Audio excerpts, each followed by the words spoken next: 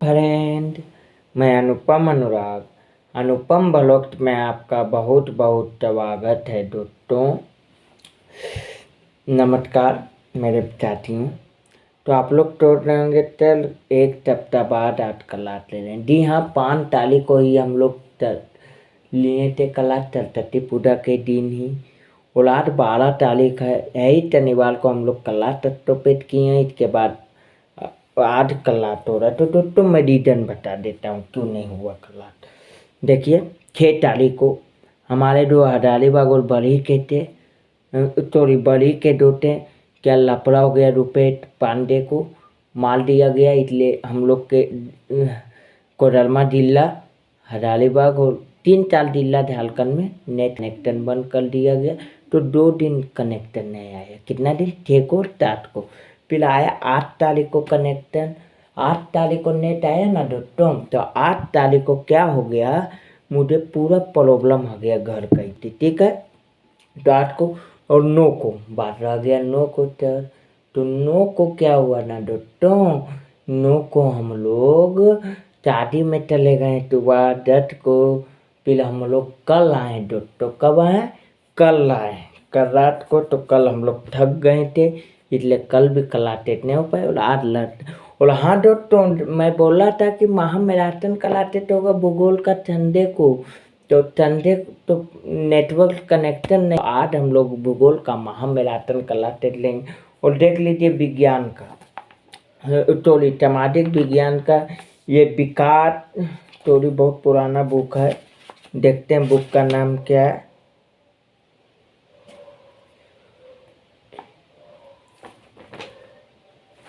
Book का नाम NPK best and DD note on NCERT दोस्तों। ये बुक खरीद लें, इसी से मैं प्रिपरेशन कराएंगे।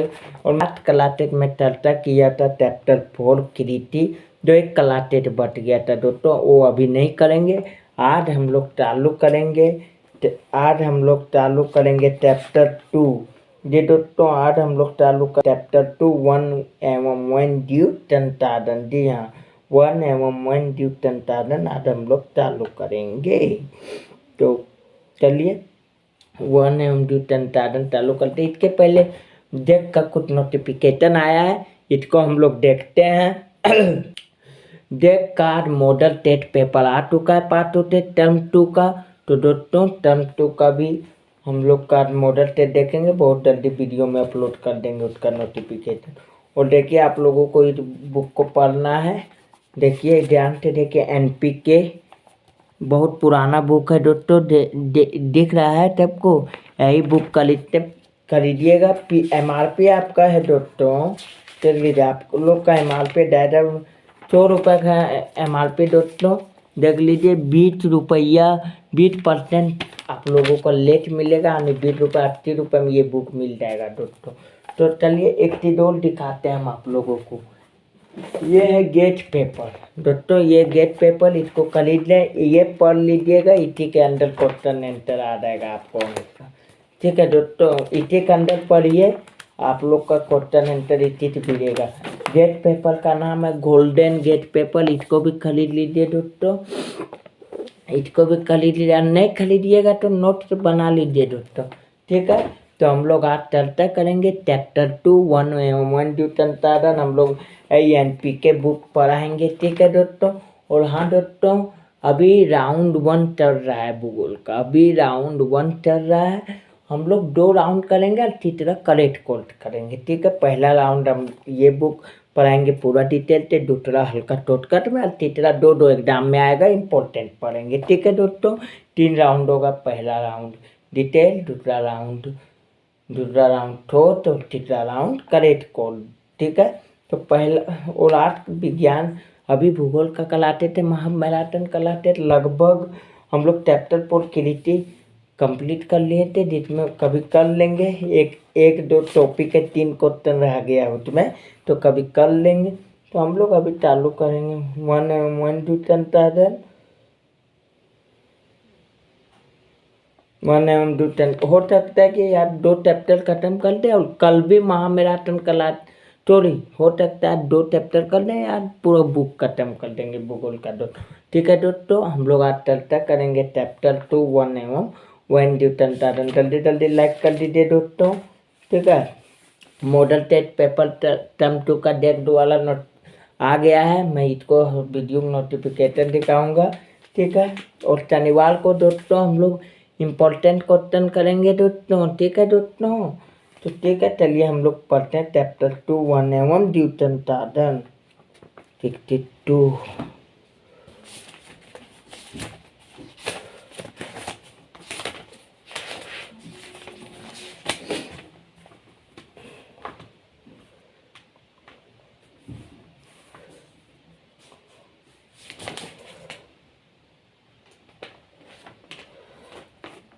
देखिए, हम लोग देखते हैं पहला क्वेश्चन। वे प्रतिकूल कारक कौन से हैं जिनसे वनस्पति दांत और प्राणी दांत का इतना भयानक ह्रास है? उत्तर, प्रतिकूल कारक जिससे वनस्पति दांत और प्राणी दांत का ह्रास हुआ। पहले रेलवे लाइन का विस्तार, दूसरा वनों का कृषि भूमि में रूपांतरण, तीसरा वाणिज्यिक की चौथा खनन प्रक्रियाएं, पांचवा बलि विकास परियोजनाएं जैसे नदी घाटी परियोजना तथा पशुचारण, सातवां जंगली जानवरों को मारना व आखेटन परिवार प्रदूषण व सशक्तिकरण। नेक्स्ट क्वेश्चन, इनमें से कौन सी टिप्पणी प्राकृतिक वनस्पति और प्राणी ह्रास का सही कारण नहीं है? और उसका उत्तर होगा पशुचारण और ईंधन लकड़ी एकत्रित करना। नेक्स्ट क्वेश्चन, इनमें से कौन सी संरक्षण तरीका समुदायों को सीधी भागीदारी नहीं करता? उत्तर, वन ड्यू पशुवाल का पॉलीथीमिन।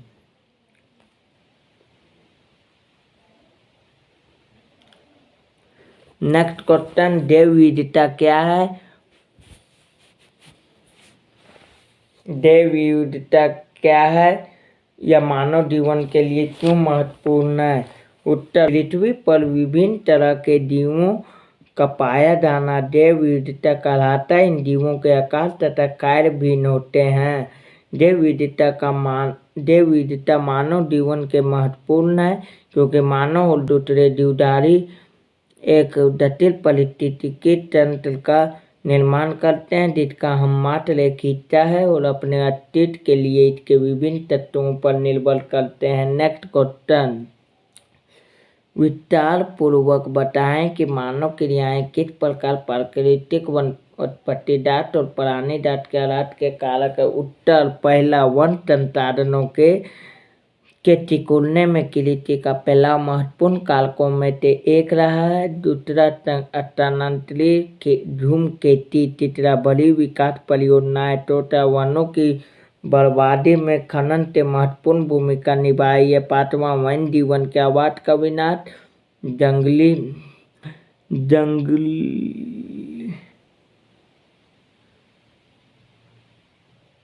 जंगली जानवरों को मारना व आखेटन परिवारनी प्रदूषण व सशक्तिकरण व रावण जैव विविधता को कम करने वाले प्रमुख कारक है। नेक्स्ट क्वेश्चन, पर्यावरण विनाश के अन्य मुख्य कारकों में संसाधनों का वर्तमान वितरण व उपयोग और पर्यावरण के रख रखाव की जिम्मेदारी में समानता। दोस्तों, महामैराथन कहलाते। अब दोस्तों के पास जल्दी जल्दी तैयार करें कि महामैराथन कहलाते का देखते हैं का भूगोल का भी महामैराथन कहलाते चल रहा है। ठीक है दोस्तों, तो ठीक है, देखते हैं नेक्स्ट क्वेश्चन। भारत में विभिन्न समुदायों ने किस प्रकार वनों और वन्य जीव संरक्षण और रक्षण में योगदान किया है? उत्तर, पूर्वक उत्तर, वनों और वन्य जीवन संरक्षण में समुदायों का योगदान। पहला, राजस्थान के अलवर जिले में 5 गांवों के लोगों ने 1200 हेक्टेयर वन भूमि भैरव देव डाको सेंचुरी घोषित कर दी, जिसके अपने ही नियम कानून हैं जो शिकार वर्जित करते हैं तथा बाहरी लोगों को घुसपैठ से यहाँ के अहम वन्य जीवन को बताते हैं। दूसरा, कुछ समाज कुछ विशेष पेड़ों की पूजा करते हैं तथा आदिकाल में उनका संरक्षण करते आ रहे हैं। जैसे छोटा नागपुर क्षेत्र में मुंडा और तंताल, दंडातिया, महुआ और कदम के पेड़ों की पूजा करते हैं। उड़ीसा और बिहार के दंडातिया शादी के दौरान इमली और आम के पेड़ की पूजा करते हैं। चित्रा राजस्थान में बिश्नोई गांवों के आसपास काले हिरन, चिंकारा, नीलगाय और मोरों के झुंड देख सकते हैं। तो यहाँ के समुदाय का भी नित्य है और कोई उनको नुकसान नहीं पहुँचाता। दोस्तों कल भी महाप मैराथन कलाटेट होगा और कौन सब्जेक्ट का होगा मैं खुद ही देर में बता दूंगा दोस्तों। ठीक है, कल भी लाइव आना ना बोले और कल का भी टाइमिंग रहेगा 9:30 और आज का भी टाइमिंग है 9:30। तो ठीक है, देखते हैं नेक्स्ट क्वेश्चन। वन और वन जीव संरक्षण में सहयोगी रीति रिवाजों पर एक निबंध लिखें। उत्तर, भारत एक सांस्कृतिक विविध वाला देश है। यहाँ के लोग पारंपरिक रूप से प्रकृति, झरना, पहाड़, पेड़ पौधे, पशु पक्षी आदि के उपासक रहे हैं। अपने विभिन्न रीति रिवाजों द्वारा इसके प्रति श्रद्धा को प्रकट करते आ रहे हैं। इन रीति रिवाजों में वन एवं वन जीवों से संबंधित कुछ रीति रिवाज विशेष महत्वपूर्ण है, क्योंकि ये वन एवं वन जीवों को सुरक्षा एवं संरक्षण प्रदान करते हैं। राजस्थान में बिश्नोई लोग खैदली के विलिट खाले हिरन, नीलगाय, मोर आदि सुरक्षा एवं संरक्षण प्रदान करते हैं। उड़ीसा एवं बिहार की कुछ जनजातियां शादी के दौरान इमली और आम के पेड़ की पूजा करती है। उत्तर भारत के कुछ हिस्सों में पीपल तथा बरगद के वृक्षों की पूजा की जाती है। तुलसी के पौधों की दक्षिण भारत में हिंदुओं द्वारा पूजा की जाती है।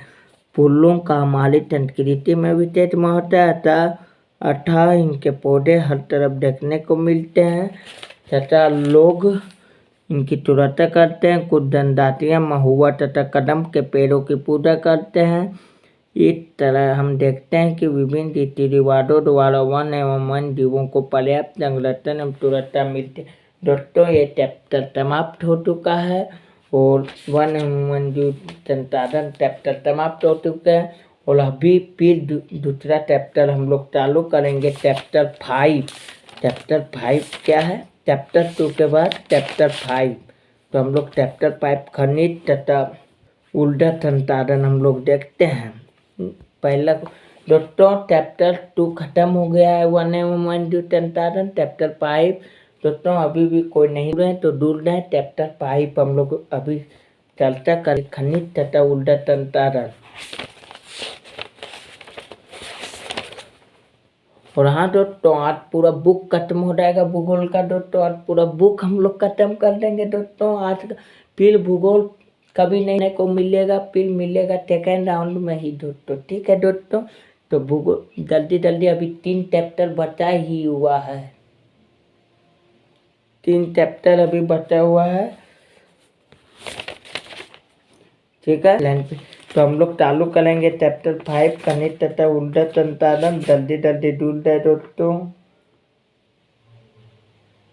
अभी 3 चैप्टर और बचल है दोस्तों। 3 चैप्टर और अभी चर्चा करेंगे खनिज तथा ऊर्जा संसाधन। हम लोग पहला क्वेश्चन, रोशनी देने वाले बल्ब में कितने खनिज प्रयुक्त होते हैं? उत्तर 5। पहला टंगस्टन, दूसरा कांच, तीसरा एल्युमिनियम, 5वां तांबा। नेक्स्ट क्वेश्चन, भोज्य पदार्थ पर अंकित पोषक तत्वों को इकट्ठा करें। उत्तर भोज्य पदार्थ पार्ले जी बिस्कुट। पोषक तत्व पहला एनर्जी 453 कैलोरी, दूसरा वसा पेट 13 ग्राम, तीसरा कार्बोहाइड्रेट 77 ग्राम, चौथा डाइटरी फाइबर 0.6 ग्राम, चौथा प्रोटीन 65 ग्राम, छठा calcium 15 gram.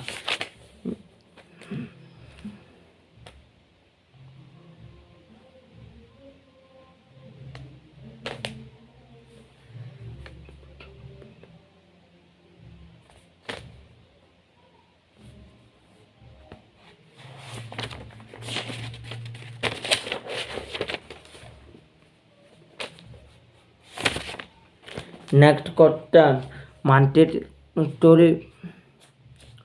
Next question, Bharat के मानचित्र पर 6 परमाणु ऊर्जा संयंत्रों की स्थिति दिखाएं तथा उनके राज्यों के नाम ज्ञात करें जिसमें वो स्थित है। परमाणु ऊर्जा संयंत्र है, पहला नरोला उत्तर प्रदेश, दूसरा रावणभाटा राजस्थान, तीसरा काकरापारा गुजरात, चौथा तारापुर महाराष्ट्र, पांचवा केगा कर्नाटक तथा कलकप्पन तमिलनाडु।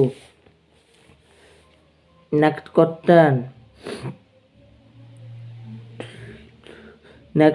निम्नलिखित में से कौन सा खनिज अपशिष्ट पदार्थ के उचित भार के आगता हुआ चट्टानों के अपघटन से बनता है? जो 1 नंबर में क्वेश्चन पूछता। ऑप्शन, पहला कोयला, दूसरा बॉक्साइट, तीसरा सोना, चौथा दत्ता। तो इसका उत्तर होगा कोयला। नेक्स्ट क्वेश्चन, झारखंड में स्थित कोडरमा निम्नलिखित में किस खनिज का अग्रणी उत्पादक है? पहला बॉक्साइट, दूसरा अब्लक, तीसरा लोहेट, चौथा।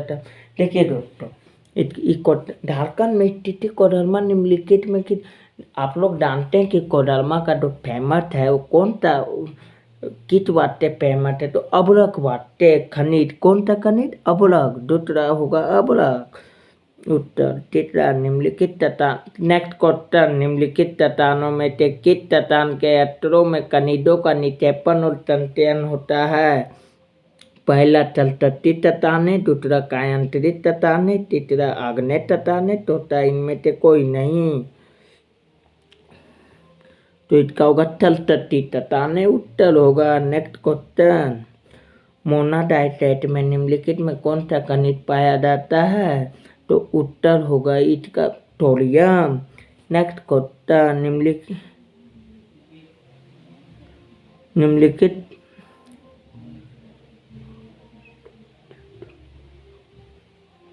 निम्नलिखित लोह और अलोह खनिज में अंतर लिखे। लोह खनिज धातु तोड़न उठाकों को काट को मजबूत आधार प्रदान करते हैं। इनमें लोह और मैंगनीज प्रमुख है। अलोह खनिज धातु तोड़न इंजीनियरिंग व विद्युत उद्योगों में महत्वपूर्ण भूमिका निभाते हैं। इनमें तांबा बॉक्साइट प्रमुख है। नेक्स्ट क्वेश्चन, परंपरागत ऊर्जा साधन और गैर परंपरागत ऊर्जा साधन में अंतर लिखें। परंपरागत साधन में लकड़ी, उपले, कोयला, पेट्रोलियम, प्राकृतिक गैस तथा विद्युत सम्मिलित है। नेक्स्ट, गैर परंपरागत ऊर्जा साधनों में सौर, पवन, दवारी, भूतापी, बायोगैस तथा परमाणु ऊर्जा शामिल किए जाते हैं। नेक्स्ट क्वेश्चन, खनिज क्या है दोस्तों? ये 2 नंबर में आता है दोस्तों, ठीक है। तो इसको समझ रट लीजिएगा एक बार। उत्तर, खनिज एक प्राकृतिक रूप से विद्यमान समरूप तत्व है जिसकी एक निश्चित आंतरिक संरचना होती है। नेक्स्ट क्वेश्चन, आग्नेय तथा केंद्रीय चट्टानों में खनिजों का निर्माण कैसे होता है? उत्तर, आग्नेय तथा केंद्रीय चट्टानों में खनिजों का निर्माण अधिकतर उस समय होता है जब वे तरल अथवा गैसीय अवस्था में दरारों के सहारे भूपृष्ठ की ओर धकेले जाते हैं। ऊपर आते हुए ठंडे होकर जम जाते हैं। मुख्य धात्विक खनिज जैसे दत्ता, तांबा आदि इसी तरह सिराओं व जमाओं के रूप में प्राप्त होते हैं।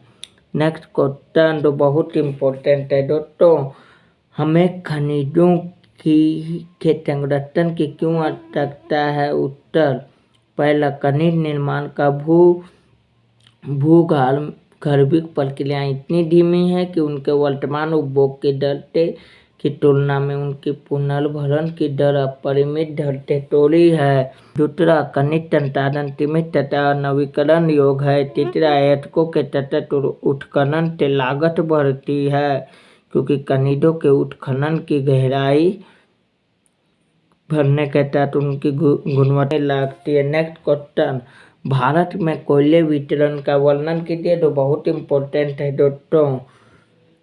उत्तर, भारत में कोयला 2 प्रमुख भूगर्भिक युगल क्रम में पाया जाता है, गोंडवाना और टरिटियरी। पहला, गोंडवाना कोयले के प्रमुख संसाधन दामोदर घाटी दामोदर घाटी पश्चिमी बंगाल तथा झारखंड धैर्य रानीगंज बोकारो में स्थित है। दो महत्वपूर्ण कोयला क्षेत्र है, गोदावरी महानदी, सोन व वर्धा घाटियों में भी कोयले के जमाव पाए जाते हैं। दूसरा, तेलतुवेली कोयला क्षेत्र उत्तर पूर्वी राज्यों मेघालय, असम, अरुणाचल प्रदेश व नागालैंड में पाया जाता है। नेक्स्ट क्वेश्चन जो बहुत इम्पोर्टेंट है, भारत में सौर ऊर्जा का भविष्य उज्ज्वल है, क्यों? उत्तर, भारत एक उष्णकटिबंधीय देश है। यहाँ सौर ऊर्जा के दोहन की असीम संभावनाएं हैं। भारत के ग्रामीण तथा सुदूर क्षेत्रों में सौर ऊर्जा तेजी से लोकप्रिय हो रही है। ऐसी अपेक्षा है कि सौर ऊर्जा के प्रयोग से ग्रामीण घरों में उपलों तथा लकड़ी पर निर्भरता को न्यूनतम किया जा सकेगा। फलस्वरूप यह पर्यावरण संरक्षण में योगदान देगा और कृषि में भी काठ की पर्याप्त आपूर्ति होगी। तो दोस्तों ये भी चैप्टर 5 भी समाप्त हो गया है। ठीक है दोस्तों, चैप्टर 5 भी समाप्त हो चुका है, खनिज तथा ऊर्जा संसाधन। दोस्तों तो हम लोग हम लोग 2 चैप्टर क्लियर किए हैं।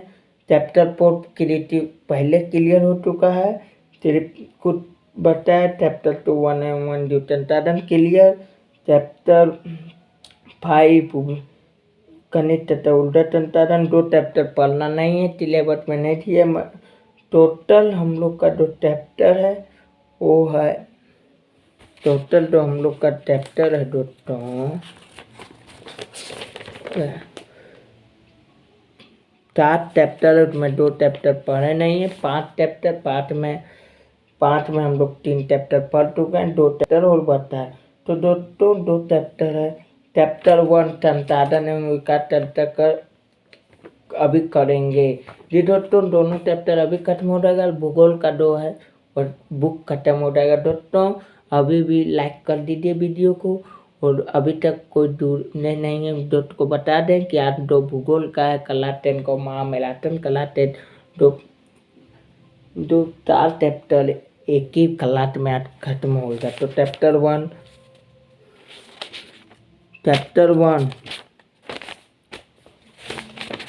संसाधन एवं विकास।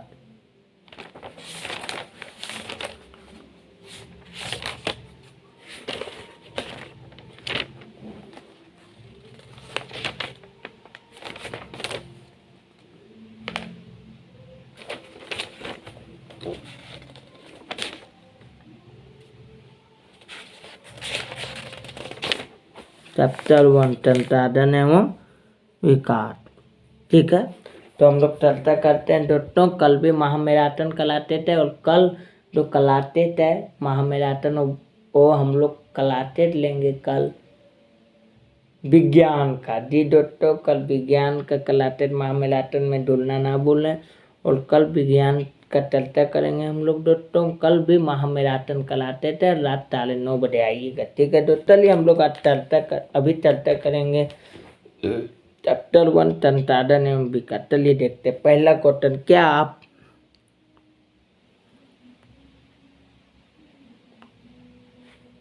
पहला को लोग अभी चर्चा करेंगे,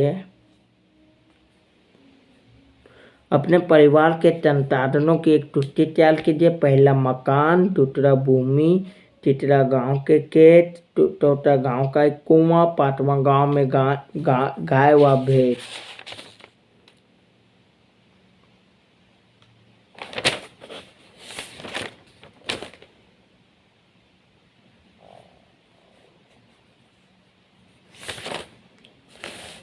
नेक्स्ट क्वेश्चन, पहला लो एच किस प्रकार का संसाधन है? अनवीकरणीय योग। नेक्स्ट क्वेश्चन, जवारी ऊर्जा निम्नलिखित में किस प्रकार का संसाधन है? पुनःपूर्ति योग। पंजाब में भूमि निम्नीकरण निम्नलिखित में से मुख्य कारण क्या है? पहला गहन खेती, दूसरा अधिक सिंचाई, तीसरा वनोन्मूलन, चौथा अस्थि पशुचारण। तो इसका आंसर होगा अधिक सिंचाई। नेक्स्ट क्वेश्चन, निम्नलिखित में से किस प्रांत में तूफानी खेती की जाती है? तो पहला पंजाब, दूसरा उत्तर प्रदेश के मैदान, तीसरा हरियाणा, चौथा उत्तरांतर, तो इसका उत्तर होगा उत्तरांतर। नेक्स्ट क्वेश्चन, निम्नलिखित इनमें से किस राज्य में काली मृदा पाई जाती है? तो इसका ऑप्शन पहले देखते हैं। दमोह, कश्मीर, दूसरा राजस्थान, तीसरा गुजरात, चौथा झारखंड। तो इसका उत्तर होगा गुजरात। नेक्स्ट क्वेश्चन, 3 राज्यों के नाम बताएं जहाँ काली मृदा पाई जाती है। इस पर मुख्य रूप से कौन सी फसल उगाई जाती है काली मृदा वाले राज्य? पहला महाराष्ट्र, गुजरात, मध्य प्रदेश। इस पर मुख्य रूप से कपास उगाई जाती है। 2 नंबर का क्वेश्चन दोस्तों पूछता है। नेक्स्ट क्वेश्चन, पूर्वी तट के नदी डेल्टाओं पर किस प्रकार की मृदा पाई जाती है? इस प्रकार की मृदा की 3 मुख्य विशेषताएं क्या है? तो पूर्वी तट नदी डेल्टाओं पर जलोढ़ मृदा पाई जाती है। जलोढ़ मृदा की 3 विशेषताएं। पहला विशेषता है जलोढ़ मृदा अधिक उपजाऊ होती है, इसलिए इस मृदा वाले क्षेत्रों में गहन कृषि की जाती है। दूसरा, जलोढ़ मृदाएं पोटाश, फास्फोरस और चूना युक्त होती है। तीसरा, इस मृदा में रेत, तिल और मृत्तिका के विभिन्न अनुपात पाए जाते हैं। क्वेश्चन, पहाड़ी क्षेत्रों में मृदा अपरदन की रोकथाम के लिए क्या कदम उठाने चाहिए? उत्तर, पहला दाल वाली भूमि पर चौपान बनाए जा सकते हैं। चौपान कृषि अपरदन को नियंत्रित करती है। दूसरा, समोच्च रेखाएं के समानांतर हल चलाने से ढाल के साथ जल बहाव की गति घटती है, उसे समोच्च जुताई कहते हैं। नेक्स्ट, देव संसाधन क्या होते हैं? कुछ उदाहरण जो बहुत इंपॉर्टेंट है दोस्तों, जो 3 नंबर में क्वेश्चन पूछता है। उत्तर, देव संसाधन, इन संसाधनों की प्राप्ति जीवमंडल से होती है और में जीवन व्याप्त। उदाहरण, मनुष्य, वनस्पति जगत, प्राणी जगत, मत्स्य जीवन आदि। अदेव संसाधन वे सारे संसाधन जो निर्जीव वस्तुओं से बने हैं अदेव संसाधन कहलाते हैं। उदाहरण, जल, धातु, सौर ऊर्जा, पवन, जीवाश्म ईंधन आदि। नेक्स्ट क्वेश्चन, भारत में भूमि उपयोग प्रारूप का वर्णन करें। वर्ष 1960 के 61 के अंतर्गत क्षेत्र में महत्वपूर्ण वृद्धि नहीं हुई है, इसका क्या कारण है? पहला, उत्तर, भारत में भूमि उपयोग का प्रारूप निम्नलिखित है। पहला, वनों के रूप में। दूसरा, कृषि के लिए उपलब्ध भूमि, इसमें बंजर तथा कृषि अयोग्य भूमि तथा गैर कृषि प्रयोजनों में लगाई गई भूमि शामिल है। तीसरा, पलटी भूमि के अतिरिक्त अन्य कृषि अयोग्य भूमि, इसमें स्थायी चारागाह, अन्य घोटल भूमि, वृक्ष फसलों आदि भूमि शामिल है। चौथा, फलती भूमि, इसमें वर्तमान फलती भूमि तथा इसके अतिरिक्त अन्य फलती भूमि या पुरातन फलती भूमि शामिल है। पांचवा, शुद्ध निवल बोया गया क्षेत्र, इसमें यह भूमि शामिल है जिसमें एक या दूसरे रूप से कृषि कार्य किया जाता है। स्वतंत्रता से पहले तथा बाद के आरंभिक दिनों में हमारे देश में वनों की अंधाधुंध कटाई की गई है। विभिन्न उद्योगों के विकास, कृषि कार्य तथा आवास के लिए भूमि निर्माण के उद्देश्य हेतु किया गया। इससे कई तरह की समस्याएं उत्पन्न हुई। फलतः सरकार द्वारा वनों की सुरक्षा तथा संरक्षण संबंधी अनेक नीतियां बनाई गई। इससे वनों का घटता ग्राफ थम गया। दूसरी तरफ स्थानीय स्तरों पर वनों की कटाई कामों होती रहती है। यही कारण है कि वर्ष 1961 से वन के अंतर्गत क्षेत्र में महत्वपूर्ण वृद्धि नहीं हुई है।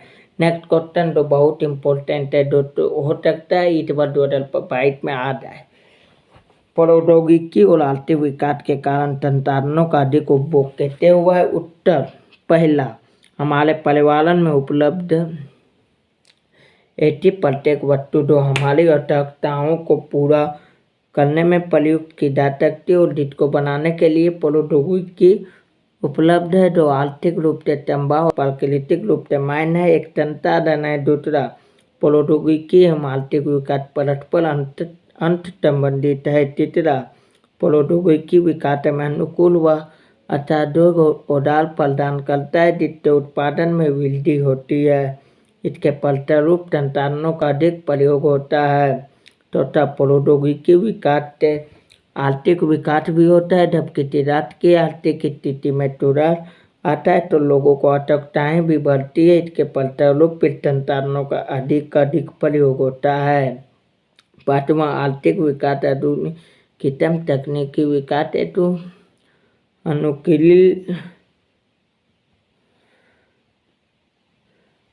अनुकूल वातावरण प्रदान करता है। यह हमारे आसपास की विभिन्न वस्तुओं को संसाधन में परिवर्तित करने में मदद करता है। अंततः नए संसाधनों का दोहन शुरू हो गया। चैप्टर 1 भी समाप्त हो गया दोस्तों। अब एक ही चैप्टर बचा है दोस्तों लाइक कर दे, सब्सक्राइब कर दे, क्योंकि अब और मजा आएगा दोस्तों डेली। अब मात्र एक चैप्टर बच गया भूगोल में, चैप्टर 3 जल संसाधन, तो अभी चर्चा करेंगे और भूगोल को समाप्त कर देंगे। तो चैप्टर 3 जल संसाधन।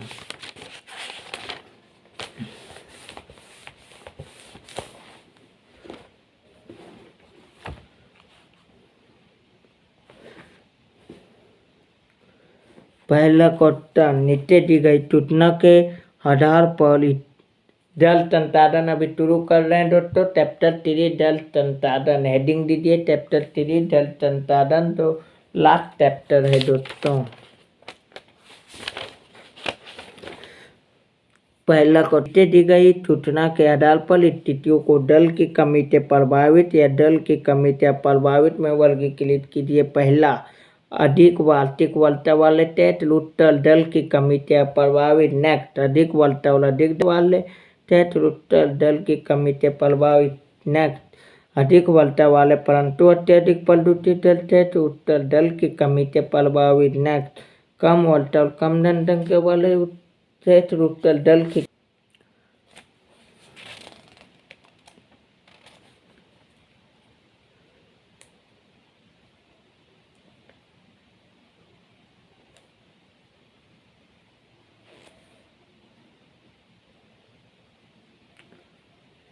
नेक्स्ट क्वेश्चन, व्याख्या करें कि जल किस प्रकार का नवीकरण संसाधन है। उत्तर, जल का नवीकरण और पुनर्भरण जलीय चक्र द्वारा होता रहता है। सारा जल नवीकरण योग्य और जल चक्र में गतिशील रहता है। सारा जल जलीय चक्र में गतिशील रहता है, जिससे जल नवीकरण सुनिश्चित होता है। जलीय चक्र का पहला, सूर्य की गर्मी के कारण जल का वाष्पीकरण होता है। जल वाष्प हवा में संघनित होकर बादलों में बदल जाता है। दूसरा, यह संघनित जल वाष्प द्वारा जल वाष्प बढ़ता है तो वह बर्फ के रूप में धरती पर गिरता है। तीसरा, धरती से जल दोबारा सागरों में पहुंचता है, फिर जल का वाष्पीकरण होता है। इस प्रकार जलीय चक्र सदैव गतिशील रहता है। नेक्स्ट क्वेश्चन तो बहुत इम्पोर्टेंट है दोस्तों, जल दुर्लभता क्या है और इसके मुख्य कारण क्या है, तो हर बार एग्जाम में पूछता है दोस्तों। उत्तर, जल दुर्लभता यह होता है जब मूलभूत आवश्यकताओं पीना, खाना बनाना, कोई पूर्ति के लिए जल दुर्लभ न। जल दुर्लभता का कारण, पहला जल का अतित होता है, दूसरा जल का अत्यधिक प्रयोग, तीसरा समाज के विभिन्न वर्गों में जल का असमान वितरण, चौथा अत्यधिक और बढ़ती जनसंख्या। नेक्स्ट क्वेश्चन, बहुउद्देशीय परियोजना से होने वाला लाभ और हानियों की तुलना करें। बहुउद्देशीय परियोजनाओं के लाभ, पहला सिंचाई, दूसरा बिजली उत्पादन, तीसरा घरेलू और औद्योगिकीकरण उपयोग, चौथा बाढ़ नियंत्रण, पांचवां मनोरंजन, छठा आंतरिक नौचालन, सातवां मछली पालन।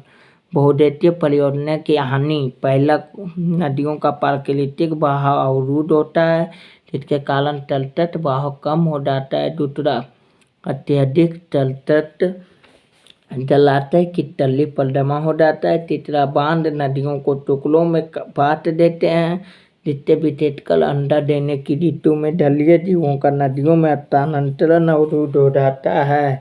चौथा, बाढ़ के मैदान में बनाए जाने वाले जलाशयों द्वारा वहाँ मौजूद वनस्पति और मिट्टियाँ जल में डूब जाती है, जो कालांतर में अपघटित हो जाता है। नेक्स्ट क्वेश्चन, राजस्थान के अधतुत्व में वर्षा जल संग्रहण किस प्रकार किया जाता है, व्याख्या कीजिए। दोस्तों थोड़ा एनर्जी कम हो चुका है क्योंकि एक ही साथ 4 चैप्टर पढ़ा दिए हैं दोस्तों, तो एनर्जी कम होगा ना, इसलिए कृपया सपोर्ट कीजिए, लाइक कीजिए, सब्सक्राइब कीजिए दोस्तों। उत्तर, चलिए आगे देखते हैं। उत्तर, राजस्थान के अधतुत को में घर में पीने का पानी संग्रहित करने के लिए भूमिगत टैंक होते हैं। दूसरा, वे घरों की ढलुआ छतों से पाइप द्वारा जुड़े होते हैं। तीसरा, छत से वर्षा का पानी इन नलों से होकर भूमिगत टांका टैंक तक पहुंचता है, जहाँ उसे एकत्रित किया जाता है। चौथा, वर्षा का पहला जल छत और नलों को साफ करने में प्रयोग होता है और उसे संग्रहित नहीं किया जाता। इसके बाद होने वाली वर्षा का जल संग्रह दिया जाता है। नेक्स्ट क्वेश्चन, परंपरागत वर्षा जल संग्रह की पद्धतियों को आधुनिक काल में अपनाकर जल संग्रहण एवं भंडारण किस प्रकार रहा है। उत्तर, वर्षा जल संग्रहण पद्धति वर्षा ऋतु में जल संग्रहित कर उसे बाद में लाने की विधि है। अधिक जनसंख्या घनत्व वाले महानगरों में वर्षा जल संग्रहण विधि अपनाना आवश्यक है। शहर में वर्षा जल संग्रहण विधि का नमूना, पहला, यदि आप एक मंजिला या बहुइमारत में रहते हैं तो आपको अपने मकान की जल व्यवस्था को रूपांतरित करने की आवश्यकता है। दूसरा, तट में एकत्रित वर्षा जल को पीवीसी पाइप की मदद से नीचे की ओर लोकल टैंक में फिट करें, इसलिए पानी टालने की व्यवस्था भी उपलब्ध हो। तीसरा, टैंक की उपलब्धता न होने पर कुएं का प्रयोग किया जा सकता है। छोटा कुआं न होने पर एक छोटा सा कुआं खुदवाया जा सकता है। दोस्तों चैप्टर हो गया समाप्त। जी दोस्तों, चैप्टर हो गया आपका, चैप्टर जो हो गया आप लोग को समाप्त, किताबें हो गया समाप्त, आप लोग का बुक और चैप्टर समाप्त हो चुका है। और हाँ दोस्तों, एक टूटना इसका टेस्ट होगा, अब इसका पूरा किताब का टेस्ट होगा दोस्तों, और जो आप लोगों का एग्जाम होगा फाइनल, उम्मीद है कि 25 मार्च से होगा। कब से होगा? 25 मार्च के बाद से होगा। तो अभी है 12 तारीख, मतलब 1.5 महीना अभी थे मैं दोस्तों, 1.5 महीना में हम लोग को पूरा सिलेबस कंप्लीट करना है। ठीक है दोस्तों, तो आप लोग देख लीजिए। ठीक है, भूगोल खत्म हो गया और कल विज्ञान का मैराथन कराते थे दोस्तों। एनर्जी बहुत कम हो चुका है दोस्तों। ठीक है, मॉडल प्लस पेपर हम आप लोगों को प्रोवाइड कर देंगे चैनल में। ठीक है दोस्तों, थैंक यू, धन्यवाद। लव मी भूगोल समाप्त हो चुका है। ठीक है, कल विज्ञान का महामैराथन कराते थे दोस्तों। थैंक यू, धन्यवाद, बाय बाय, गुड नाइट।